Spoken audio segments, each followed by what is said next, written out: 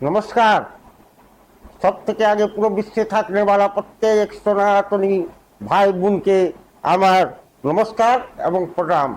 আর সাথে সাথে যত বয়স্ক মহিলা এবং পুরুষ আছেন তাদেরকে পা ছুঁয়ে আমার প্রণাম।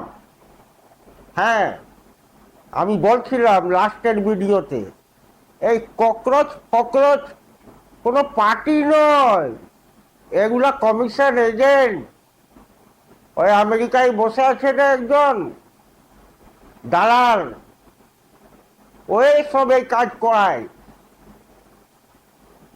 জানেন, আপনাদের ওই তেলচাটা পার্টিটা, যার জন্য আপনারা এত ভালো সনাতনী পরিবারের হয়ে গুন্ডাদের সঙ্গে চলে গেছিলেন যন্তর মন্তরে ধর্ণা দিতে। এমনি কাজ কোনো দিন করবেন না। আমি দিল্লি পুলিশের লিস্টের আধারে বলছি, ৩,২২৮, ১০,০০০-এর গ্যাদারিং ছিল, আর ওর মধ্যে ৩,২২৮ হিস্ট্রি শিটার গুন্ডা ছিল। ওর মধ্যে ১০১টা ডাবল ট্রিপল মার্ডারের আসামি ছিল। ওর মধ্যে ২৬০টা ডাকাত চোর উচাক্কা ছিল। ওর মধ্যে ৬৫টা হিনিয়াস রেপিস্ট ছিল। ওর মধ্যে অ্যাটেম্প টু মার্ডার কেসের কমসে কম ৫২৫ জন ছিল। ওর মধ্যে চোর আর বড় বড় হিস্ট্রি শিটার, ম্যাক্সিমাম 90% মুসলমান। ওর মানে পুরো দিল্লির যত হিস্ট্রি শিটার, গুন্ডা, বদমাস, ডাকাত, চোর, রেপিস্টকে এই ককরোচের পার্টির লোক পয়সা দিয়ে আর ডাকিয়ে নিয়েছিল। ভগবানের অনেক অনেক কৃপা কি আমাদের ছোট বোনরা, আমাদের ভাতিজিরা উপর শুনছি নাকি কিছু ছেড়ছাড়ি হয়েছে, কিন্তু অমনি কোনো হিনিয়াস ক্রাইম হয়নি। যাই হোক, আজ থেকে মনে রাখবেন, মাননীয় মোদিজির মতো রাষ্ট্রবাদী নেতা পুরা বিশ্বে আপনি পাবেন না, যে নিজের রাষ্ট্রের জন্য, নিজের বিদ্যার্থীদের জন্য, নিজের ছাত্রছাত্রীদের জন্য কত চিন্তা ওনার মধ্যে আছে, ওটা আপনারা বুঝতে পারবেন না। আর সেই দিন ২০ তারিখে যে হেজিটেশন আপ ছিল ওইখানে যন্তর মন্তরে, ওখানেও গুন্ডাগুলা ২,০০০ পুলিশের উপর পাথর ছুঁড়েছে, পুলিশের গাড়ি ভেঙেছে। আর যা তা মানে এক একটা ইউটিউবারকে আনা গিয়েছিল ৪০,০০০ থেকে ৪ লাখ টাকা দিয়ে আনা হয়েছিল। যত নোংরা নোংরা গাল তোমরা নিজের ভিডিওর উপরে মাননীয় মোদিজির জন্য দিতে পারো। আর ওইখানে যেখানে মাননীয় মোদিজি প্রধানমন্ত্রী ভারত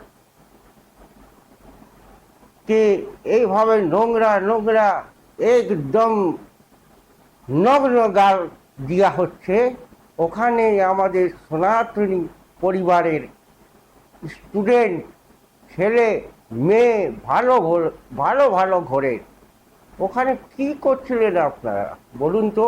ওইভাবেই হলো কলকাতায়। যত কলকাতার জেহাদি, জঙ্গি, মৌলানা, criminal, history sheeter criminal, murderer, rapist এখানেও এসছিল, যার মধ্যে ৭০টার উপরে এফআইআর হয়েছে। ২,৯২২ জনের উপরে নই দিল্লিতে এফআইআর হয়েছে। আরে ককরোচ দীপক কি বলছিল, সবাইকে ছেড়ে দেন, তার জন্য চলে গেল সুপ্রিম কোর্ট। সুপ্রিম কোর্টে যখন ইয়ার উকিল দাঁড়ালো, বললো কি জন্য এসছো? ওকে স্যার দেখেলেন এরা নির্দোষ, ভিডিও দেখালেন, সিসিটিভি দেখালেন। মাননীয় chief justice Shri Suryakant Shri Bagchi sir এবং আরও একজন সাউথ ইন্ডিয়ান, 3টা বেঞ্চের জাজ ছিল, বলেন পালাও এখান থেকে। তোমাদের সিসিটিভি আর তোমাদের ভিডিও দেখার জন্য সুপ্রিম কোর্টে সময় নাই। আমি ভালো করেই জানি, পুরো দুনিয়ায় দেখেছে কি হয়েছে, এই জন্য আর আমাকে দেখার নাই। আমি বলে দিয়েছি এর উপরে কমিটির গঠন হবে, আর 7টা জেলা, 7টা প্রদেশ এবং সেন্টারে যে হেজিটেশন ককরোচরা করেছে ওর সমীক্ষা করে সমিতি আমাকে রিপোর্ট দিবে। এখন মাত্র 28 বছর বয়সের, কম বয়সের যদি ছাত্র হয় তো ওকে কাস্টাডিতে দেওয়া যাবে না, কিন্তু বাকি যে আছে, যে চোর ডাকাত এগুলাকে তোমরা এনেছিল, ওরা তো আইনে অনুসারে যে উনাদের উপর হওয়ার সেটা হবেই।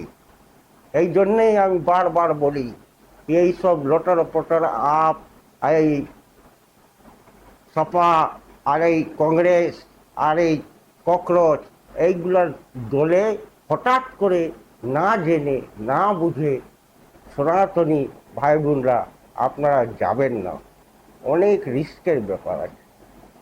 যাই হোক, আমি নিজের ভিডিও এই বলে এখানে শেষ করছি এবং আপনাদের থেকে অনুরোধ করছি আমার ভিডিও যেন বেশি বেশি লাইক করুন, শেয়ার করুন, ম্যাক্সিমাম স্টুডেন্টের কাছে পৌঁছে দিন, যাতে ওনারা কোনো ভুল আর যেন না করতে পারে। ভারত মাতা কি জয়, বন্দে মাতরম, জয় শ্রীরাম।